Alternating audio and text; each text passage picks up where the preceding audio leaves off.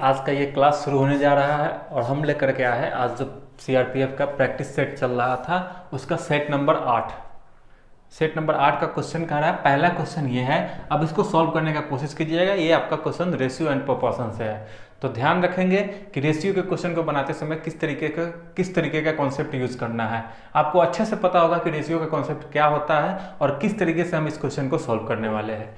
चलिए यहाँ पे ध्यान देते हैं कि एक पर्स में रखे 1 रुपये, 2 रुपये और 5 रुपये के सिक्कों का अनुपात, यानी कि एक बैग है जिसमें 1 रुपये का भी सिक्का है, 2 रुपये का भी है और फिर कितने रुपए का है, 5 रुपए का भी सिक्का रखा हुआ है। ठीक है, अब सिक्कों की संख्या का रेशियो यहाँ पे दे रखा है। सिक्कों का अनुपात कितना है, 8:5:3 है, यानी कि 8, 5 और 3। एक चीज आप ध्यान में रखिएगा कि ये किसका अनुपात दे रखा है, तो संख्या का अनुपात दे रखा है। अब जब भी संख्या का अनुपात दिया रहेगा तो आपको उसका मूल्य का अनुपात निकालना होगा। तो मूल्य का अनुपात क्या होगा भाई मेरे, यहाँ पे देख लेंगे कि अगर 1 रुपए का 8 सिक्का है तो ये 8 रुपया ही होगा। अगर 2 रुपए का 5 सिक्का है, यानी संख्या क्या गो है, 2 रुपये वाला 5 गो है, यानी 2 टकिया 5 गो है, तो इसका वैल्यू कितना रुपया होगा, 10 रुपए का होगा। अब ये बताइए कि 5 रुपए वाला सिक्का क्या गो है, 3 गो है, तो ये हो जाएगा आपका 15। क्वेश्चन में एक ही चीज दिया रहेगा, या तो आपको संख्या का अनुपात दिया रहेगा तो आपको मूल्य का अनुपात निकालना होगा, मूल्य का अनुपात दिया होगा तो संख्या का अनुपात निकालना होगा। तो ध्यान रखेंगे, यहाँ पे संख्या दे रखा था, मूल्य हम खुद से निकाल लिए है। अब एक बात और ध्यान रखेंगे कि यहाँ पे कह रहा है कि इन सिक्कों का कुल मूल्य 132 रुपए है, यानी कि मूल्य अगर कहा यहाँ पे मूल्य दे रखा है तो आप अनुपात में भी मूल्य को जोड़ेंगे। तो अनुपात में मूल्य को जोड़िएगा तो कितना आ जाएगा, 15, 10, 25 और 8, 33, यानी कि 33 अनुपात का वैल्यू कितने रुपए के बराबर है, 132 रुपए के बराबर है। तो आप यहां से बता सकते हैं कि 1 अनुपात का वैल्यू 4 रुपया होगा। अब अगर 1 अनुपात का वैल्यू 4 रुपया होगा तो अब बताइए, आपसे पूछ रहा है कि 5 रुपए के कितने सिक्के हैं। ठीक है, तो 5 रुपए के सिक्के कितने हैं, 3 अनुपात में है, तो 4 तिहाई 12, यानी कि आपका आंसर आ जाएगा ऑप्शन नंबर डी, डायरेक्ट हो जाएगा। चलिए, आई होप कि आपको समझ में आया होगा। इस तरीके के क्वेश्चन हम जल्दी यानी कि सेकंडों का में उड़ा लेते हैं। हम आपको समझा रहे थे इसलिए थोड़ा सा एक मिनट से ज़्यादा लग गया होगा। चलिए बढ़ते हम लोग अगले क्वेश्चन की ओर। ये आपका चक्रवृद्धि ब्याज का क्वेश्चन है और यहाँ पे बहुत ही आराम से इस क्वेश्चन को सॉल्व करने की कोशिश करेंगे। क्वेश्चन है आपका कि 10,000 रुपये के धनराशि के लिए पहले वर्ष में 8%, दूसरे वर्ष में 10% और तीसरे वर्ष में 12% का ब्याज लग रहा है। तो बताना है आपको कि तीनों वर्ष में जो चक्रवृद्धि ब्याज होगा वो कुल मिलाकर के कितना रुपए होगा। अब क्वेश्चन को यहाँ पे अगर एक ही रेट दिया रहता तो आप डायरेक्ट फॉर्मूला लगा करके भी कर सकते थे, लेकिन यहाँ पे क्या है आपको दिक्कत कि हर साल उसका जो रेट है, रेट ऑफ इंटरेस्ट जो है वो चेंज हो रहा है। तो आप यहाँ पे आराम से इसको सॉल्व कीजिएगा कि रुपए कितना है, मूलधन 10,000, तो पहले साल में कितना ब्याज लगेगा, तो 10,000 का कितना लग जाएगा पहले वर्ष में, 8%। देखिए परसेंटेज अगर निकालना आप आराम से जान रहे, अच्छे से जान रहे, तो आप इसको कैलकुलेट कर सकते हैं। 8% का मतलब 8/100, 00 से 00 कटेगा, यानी कि 800 रुपये इसका ब्याज हो जाएगा। यानी पहले साल में ब्याज कितना मिलेगा, 800 रुपये। अब चक्रवृद्धि ब्याज का नियम क्या कहता है कि जो 1 साल के बाद ब्याज होता है वो आपका मूलधन में ऐड हो जाता है। तो मूलधन भाई 10,000 था, 800 रुपये 1 साल में ब्याज हुआ, तो अब दूसरे साल के लिए जो मूलधन होगा वो कितना हो जाएगा, दोनों ऐड हो जाएगा, तो 10,800 होगा। अब दूसरे साल में हम लोग इंटर कर गए हैं, तो दूसरे साल में कितना परसेंट ब्याज लग रहा है भाई, तो 10% ब्याज लग रहा है। 10% का मतलब होता है 00 से 00 कट गया, आपका हो जाएगा 1080 रुपये, यानी कि दूसरे साल में ब्याज कितना मिला आपको, 1080 रुपये। अब फिर तीसरे साल में क्या होगा कि ये जो ब्याज होगा वो इस 10,800 में जुट जाएगा। हर साल ब्याज क्या होता है, मूलधन में जुटते जाता है। तो यहाँ पे 1080 अगर आप जोड़िएगा तो ये कितना हो जाएगा, ये बताइए। देखिए 10,000 है और 1,000 जोड़ेंगे तो 11,880 रुपये हो जाएगा। अब इसका कितना परसेंट ब्याज लग रहा है तीसरे साल, तो 12% का ब्याज लग रहा है। अब इसका 12% निकालेंगे, यानी कि 12/100, 0 से 0 कैंसिल हो गया। अब 10 देखिए कट तो सकता है 2 से, लेकिन हम काटेंगे नहीं कि आपका कैलकुलेशन भारी हो जाएगा। डायरेक्ट गुना करते हैं, 12 × 96 बचेगा 9, 12 × 96 और 9 105 होता है, बचेगा 10, 12 कम 12 10, 22 बचेगा 2, 12 कम 12 और 2 14, यानी कि 10 से भाग करना है तो 1 अंक के बाद दशमलव, यानी कि 1425 रुपया 60 पैसा। ये आपका क्या होगा, तीसरे साल का ब्याज। अब सिंपली हमको कुछ नहीं करना है, इस सारे ब्याज को ऐड कर लेना है। तो यहाँ पे सारे ब्याज को अगर हम ऐड करते हैं तो पॉइंट में 6 इधर जाएगा। अब यहाँ पे जोड़ेंगे, यहाँ देखिए ये 1400, 1000 तो कितना हो जाएगा 1400 और 1000 2400 और 800 3200। अब 25 और 80 है तो ये 105 हो जाता है, यानी कि ये हो जाएगा आपका 3305 रुपया 60 पैसा। आपका आंसर आ जाएगा option number C. I hope कि इतना सा आपको ये क्वेश्चन जो आपको भारी लग रहा था ये बहुत ही आसान हो चुका है। चलिए बढ़ते हैं हम लोग अगले क्वेश्चन। ये क्वेश्चन पे ध्यान रखेंगे, ये प्रॉफिट एंड लॉस का क्वेश्चन है। थोड़ा सा क्वेश्चन लंबा है लेकिन आपको करना है शॉर्ट में आंसर, क्योंकि आपके पास एग्जाम में समय नहीं रहेगा। तो शॉर्ट करने के लिए हम इस टाइप के क्वेश्चन को हम बताए हुए थे कि जब भी आपको अंकित मूल्य और क्रय मूल्य का पता करना हो तो आपको बता रहे हुए थे हम कि साइड में कहीं लिख लेते हैं। फिर से पिछले वीडियो में हम बता भी चुके हैं, सीपी और एमपी बताना हो तो सीपी होता है 100 माइनस का डिस्काउंट परसेंट और एमपी होता है 100 प्लस माइनस प्रॉफिट या लॉस परसेंट। तो आप यहाँ से डायरेक्ट कर सकते हैं कि 100 में से डिस्काउंट यानी कितने परसेंट के डिस्काउंट पर बेचा गया, तो 13% का। तो सीपी कितना हो जाएगा, 100 में से 13 घटा लेंगे तो 87 हो जाएगा। और एमपी यानी अंकित मूल्य क्या होगा, तो 20% का लाभ प्राप्त कर रहा है, यानी 100 में 20 जोड़ेंगे तो आपका 120 आ जाएगा। यानी कि इस दोनों का रेशियो आपको पता चल गया कि सीपी कितना है 87 और एमपी है आपका 120। 120 रुपये अंकित मूल्य पर 87 रुपये उसका क्या था, क्रय मूल्य था। अब यहाँ पे कंडीशन लगा दिया गया कि यदि वस्तु के क्रय मूल्य में 10% की वृद्धि होती है भाई, तो भाई मेरे सीपी कितना था क्रय मूल्य पहले 87, अब इसमें 10% बढ़ेगा। तो आपको पता है कि 87 का 10% कितना होता है, आसानी से आप बता सकते हैं कि एक अंक के बाद यहाँ पे दशमलव लगा देंगे, यानी कि 8.7 बढ़ जाएगा। अब बताइए कि 87 से अगर 8.7 बढ़ेगा तो इससे आप 8.7 बढ़ाएंगे तो कितना हो जाएगा, 87 में 8 जोड़ेंगे तो हो जाएगा 95.7, यानी कि अब सीपी आपका कितना हो गया क्रय मूल्य 95.7। अब कहा जा रहा है आपसे कि उसे कितना अंकित किया जाए, उस पर अंकित नहीं किया जाए, यहाँ पे कह रहा है कि तो उसे उसी अंकित मूल्य पर अब कितने प्रतिशत की छूट देनी चाहिए ताकि पहले जितना ही लाभ प्राप्त हो सके। पहले कितना लाभ कमा रहा है 20%। तो अब सोचिए कि अब सीपी आपका हो गया 95.7, तो इसको आप बेचिएगा कितना में, यानी कि एसपी क्या होगा, तो भाई इसका 20% बढ़ा करके हम बेचेंगे, क्योंकि हमको खरीदारी पड़ गया है अब कितना 95 रुपया 70 पैसा, तो इस पे 20% हम प्रॉफिट लेंगे। तो इसका 20% कितना हो जाएगा, आपको पता है कि यहाँ पे हम क्या करेंगे, देखिए 95.7 है, इसका 20% निकालिए, तो 20% निकालिएगा 1/5 हो जाएगा, 20 25 100 कट जाएगा, 5 से इसको काटेंगे कितने बार में जाएगा 19.14, यानी कि 19.14 और ये बढ़ जाएगा तो आपका कितना हो जाएगा, देखिए इसमें आप जोड़िए, इसको 0 कर लीजिए, तो इधर हो जाएगा आपका 84 और ये हो जाएगा 19 जोड़ेंगे 95 में तो ये हो जाएगा आपका 114 रुपये 84 पैसा में आपको बेचना है उस सामान को। और अंकित मूल्य क्या है, वही है अभी भी। अब बताइए कि अंकित मूल्य उस पर लिखा हुआ है 120, आपको बेचना है 114 होगा, यहाँ पे मिस्टेक हो गया है। अंकित मूल्य 120 है, आपको बेचना है 114.84 में, यानी कि कितना रुपए आप कम कीजिएगा भाई, कितना कम कर लीजिएगा। आप यहाँ पे घटा सकते हैं, कितना हो जाएगा पॉइंट में इधर 0 दे करके, तो डबल 0 से घटेगा, यानी 100 में से 84 घटेगा तो ये हो जाएगा 16, और इधर घट जाएगा 119 में से 114 तो ये हो जाएगा 5, यानी कि आपको इतने रुपए का कमी करना है। और इसी का आपसे क्या पूछा जा रहा है, परसेंटेज पूछा जा रहा है कि अब कितने प्रतिशत की छूट देनी चाहिए। तो इतना रुपए का छूट हो गया, इसका परसेंटेज निकालना है तो किस पे डिस्काउंट होता है, एमपी पे, हमेशा नीचे में एमपी रहेगा और गुना 100%, यही आपका आंसर आ जाएगा। इसको कैलकुलेट कर लेते हैं, 20 25 100 20 छक 120, अब गुना करेंगे तो ये हो जाएगा आपका कितना 16 25 80 इधर हो गया, 5 25 25 इधर हो गया। अब इसको 6 से डिवाइड कर लेते हैं तो ये हो जाएगा 6 चौका 24, आपका आगे आंसर 4.3 आप लगा सकते हैं।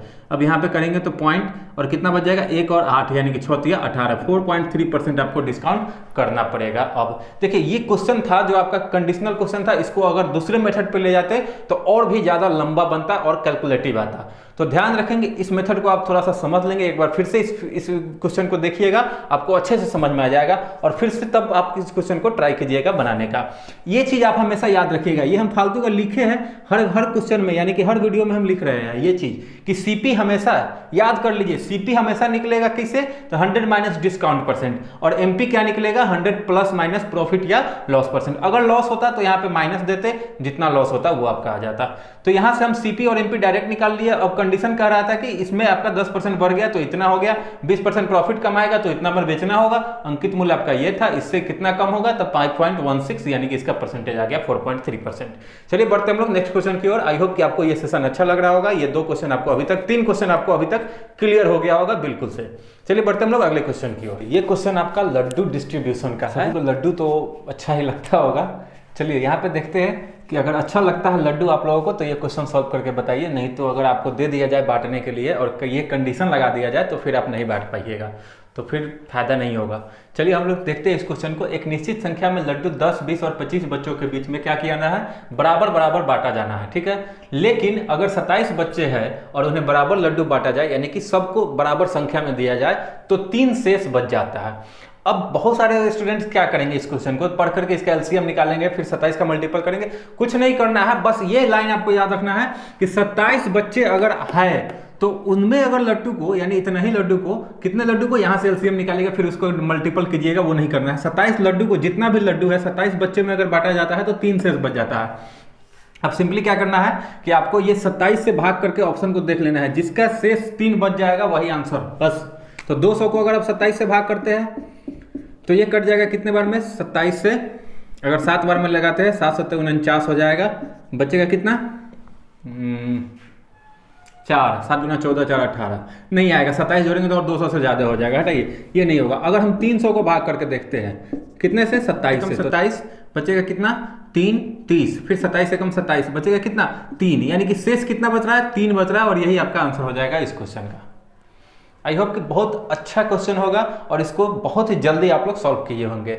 चलिए बढ़ते हम लोग अगले क्वेश्चन। आई होप कि ये सेशन आप लोगों को बहुत अच्छा लग रहा होगा, तो चलिए प्लीज़ इस चैनल को सब्सक्राइब, शेयर, लाइक और कमेंट जरूर कीजिएगा। व्यूज़ दोस्तों बहुत कम आ रहा है तो मेरा मन थोड़ा सा डिमोटिवेट हो जाता है, लेकिन फिर भी आप लोगों की तैयारी के लिए, कि आप लोगों की तैयारी में कहीं रुकावट ना जाए, अगर हमारा कंटेंट आपको समझ में आ रहा है, हमारा तरीका अगर आपको अच्छा लग रहा है, तो फिर चैनल को ग्रो करवाइए, अपने दोस्तों के साथ शेयर कीजिए, उनको बोलिए सब्सक्राइब करने के लिए, देखने के लिए, उनको उससे प्रैक्टिस करने के लिए हेल्प जरूर मिलेगा। और दावा है मेरा कि आपको इससे, यानी कि इससे हट करके एग्जाम में कुछ नहीं आएगा, बस इस लेवल तक का तैयारी कर लीजिएगा, आपका एग्जाम 100% क्लियर हो ही जाएगा।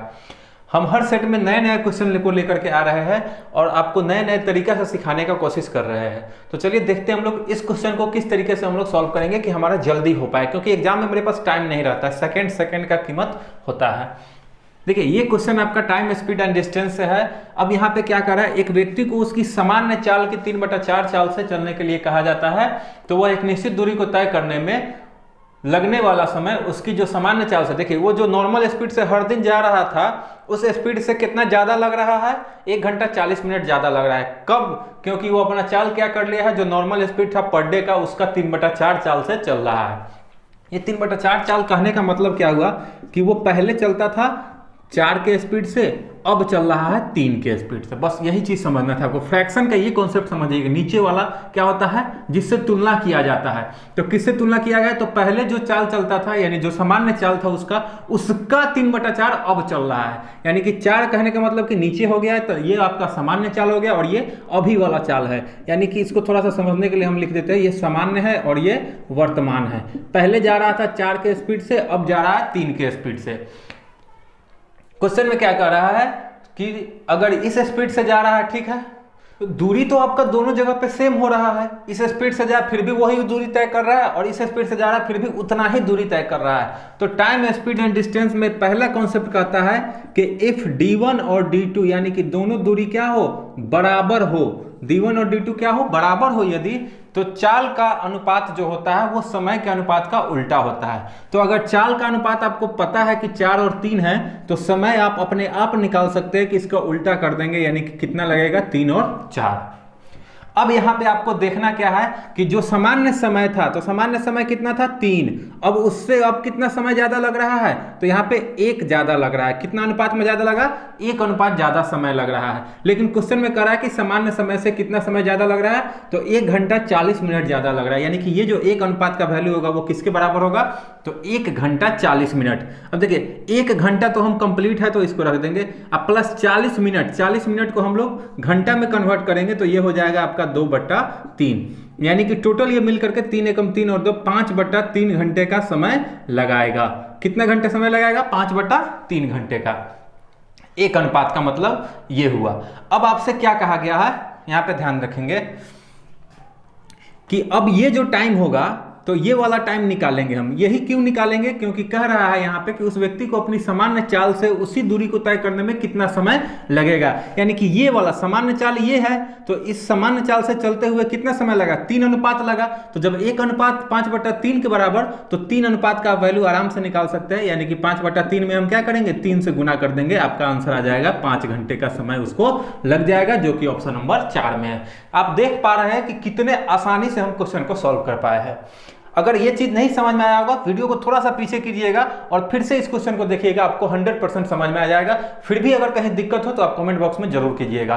चलिए बढ़ते हैं हम लोग नेक्स्ट क्वेश्चन की ओर। ये क्वेश्चन भी आपका टाइम, स्पीड एंड डिस्टेंस है। देखिए टाइम, स्पीड एंड डिस्टेंस भी आपको एग्जाम में बहुत महत्वपूर्ण रोल अदा करता है, और आपका प्रॉफिट लॉस भी, परसेंटेज भी, रेशियो भी, एवरेज भी, हर एक चैप्टर से उतना ही क्वेश्चन आपसे पूछा जाता है। चलिए यहाँ पे देखते हैं हम लोग कि क्वेश्चन क्या कह रहा है कि एक छात्र जो है वो 30 किलोमीटर की दूरी 3 घंटे में तय करता है। यानी कि घर से वो अपने स्कूल गया या फिर कोचिंग गया, कहीं भी गया, तो वो 30 किलोमीटर की दूरी है, कितने देर में वो कर रहा है, तो 3 घंटे में तय करता है। जिसमें से कुछ हिस्सा यानी कि कुछ दूरी 4 किलोमीटर प्रति घंटा की चाल से पैदल भी जा रहा है, और उसके बाद उसको उसका दोस्त मिल गया तो उसको साइकिल पर लेकर के गया, तो वो साइकिल का स्पीड कितना है, 12 किलोमीटर पर आवर। तो आपको बताना था कि वो जो पैदल डिस्टेंस तय किया था वो दूरी, और साइकिल से जितना दूरी तय किया था वो दूरी, उस दोनों दूरी का क्या निकालना है, आपको अनुपात निकालना है। तो आप एक बात बता सकते हैं, यहाँ पे थोड़ा सा समझ लेंगे इस क्वेश्चन को, कि ये मान लेते हैं कि यहाँ से लेकर के यहाँ तक, ए से लेकर के बी तक इसको जाना है।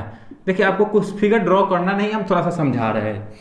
यहाँ तक जा रहा है वो किस चीज़ से, तो पैदल जा रहा है। पैदल जाने के समय स्पीड कितना है, तो 4 किलोमीटर पर आवर। ठीक है, अब यहाँ पे जो ये जो आपका S2 होगा वो कितना है, तो 12 किलोमीटर पर आवर है।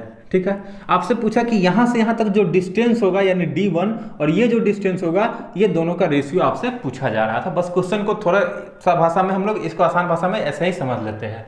अब यहाँ पे करना क्या है कि ये टोटल दूरी कितना दे रखा है, तो 30 किलोमीटर। हमको ये नहीं पता है कि पैदल वो कितना गया और साइकिल से कितना गया।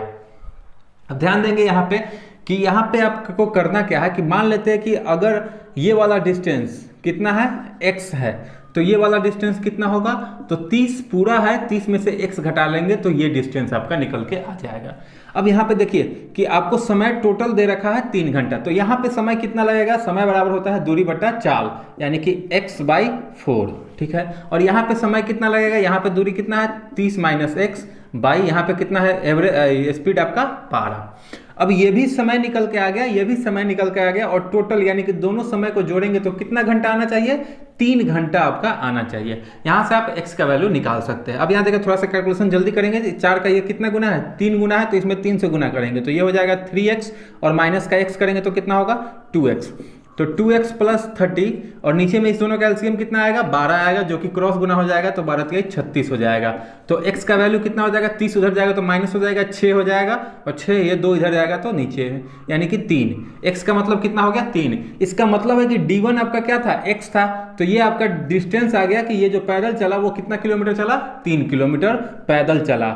अब आप ही बताइए कि 30 किलोमीटर में अगर 3 किलोमीटर पैदल चलेगा तो ये आपका जो होगा साइकिल से वो कितना चलेगा, तो 30 में से 3 घटा लेंगे यानी कि 27 किलोमीटर ये आएगा। अब आपसे इस दोनों का रेशियो पूछ रखा था तो आप आराम से कर सकते थे कि 3:27 का मतलब होता है 1:9। यही आपका इस क्वेश्चन का आंसर हो जाएगा, जो कि ऑप्शन नंबर बी में है। आई होप कि आपको ये भी आपको अच्छे से समझ में आया होगा। चलिए बढ़ते हैं हम लोग नेक्स्ट क्वेश्चन। ये जो आपका प्लेटफॉर्म का सेट जो बुक आया है सीआरपीएफ का, उसका सेट नंबर 8 चल रहा है, और इस क्वेश्चन में आपको बुक में थोड़ा सा गड़बड़ दिया था, गलती हो गया था, मिसप्रिंट हो गया था। यहाँ पे 2 वर्ष की जगह पर 12 वर्ष दे रखा था। भाई मेरे 12 वर्ष का चक्रवृद्धि ब्याज आपसे नहीं पूछेगा, वो भी इस तरीके का क्वेश्चन दे करके 12 वर्ष में 5% के हिसाब से चक्रवृद्धि ब्याज और साधारण ब्याज का अंतर बताइए, तो वो नहीं होगा आपका। इसका सोल्यूशन भी देख लीजिएगा, उसमें भी आपका 2 वर्ष ही दे करके सोल्यूशन इसका किया हुआ है। तो चलिए वहां पे थोड़ा सा मिस्टेक हो चुका था। अब यहाँ पे हम लोग करते हैं 2 वर्ष का। अब आपको बहुत ही आसान तरीका आपको बताए हुए थे कि जो सिंपल इंटरेस्ट होता है वो कितना परसेंट होता है, तो रेट इंटू टाइम कर लेंगे तो 5 गुना 10% का, ठीक है। और चक्रवृद्धि ब्याज के लिए भी हम आपको बताए थे कि 2 साल वाला के लिए क्या करना है, गुना तो इसको करना ही है, और प्लस में क्या करना है कि रेट का स्क्वायर बाई 100 करते हैं। तो रेट का स्क्वायर करेंगे तो 25 हो जाएगा, 25 को 100 से भाग करेंगे यानी कि 1/4 आ जाएगा, यानी कि ये कितना परसेंट हो जाएगा, तो ये हो जाता है आपका 10.25%। कितना परसेंट हो जाएगा, 10.25%। अब यहाँ पे देख पा रहे हैं कि इस दोनों का अंतर जो होगा वो मात्र कितने परसेंट का अंतर होगा, तो 0.25% का अंतर होगा। और यही चीज आपसे पूछ रहा है कि ये जो अंतर होगा 0.25% का वो कितना रुपया होगा। आपको पता है कि 6,000 रुपए का राशि है, आप आराम से निकाल सकते हैं कि 6,000 का 0.25% कितना होता है। परसेंट का मतलब अगर हम करेंगे तो ये बट्टा 100 हो जाता है, और यहाँ से पॉइंट हटाएंगे तो 2 जीरो और आएगा नीचे में, तो 3 जीरो से ये 3 जीरो कट चुका है।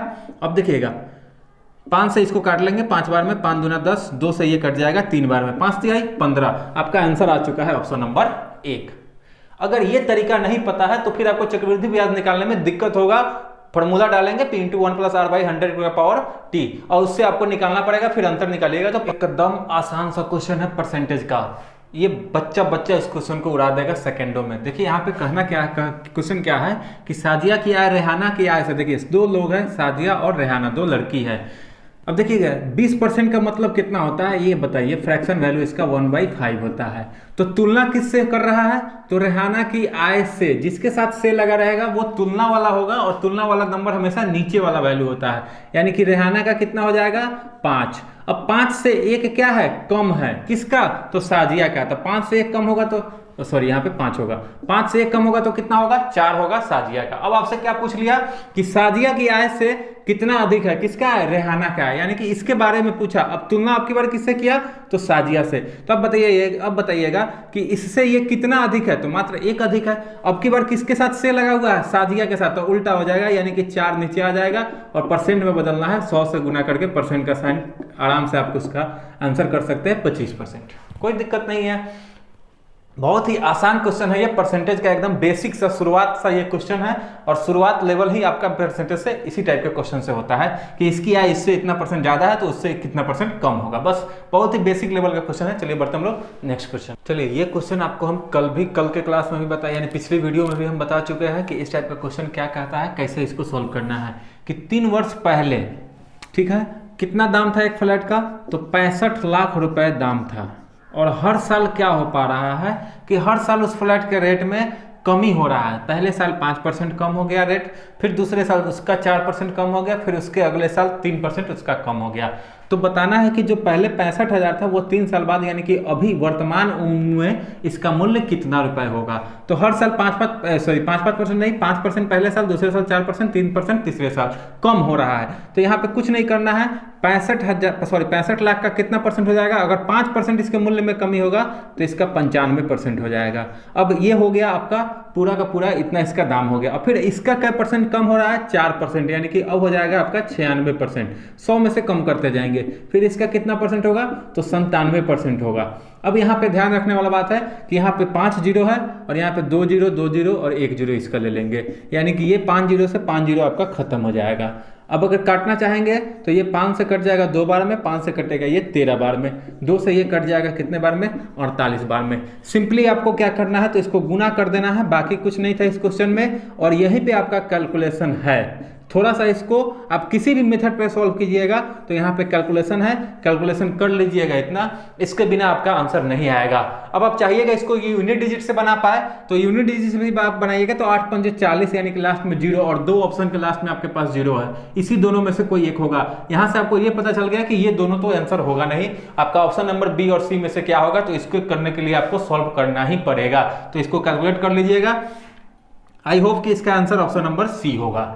यहाँ पे कंफर्म नहीं है, लेकिन आप इसको चेक करके आंसर कर सकते हैं। इस क्वेश्चन में कुछ नहीं था, ये चेन रोल का क्वेश्चन है। 65 लाख रुपया दाम था, अगले साल 5% घट गया तो 95% हो जाएगा, फिर उसका 4% घटेगा तो 96% होगा, फिर उसका 3% घटेगा तो 97%। बस इतना ही पे आपका आंसर आ जाएगा। चलिए बढ़ते हम लोग अगले क्वेश्चन की।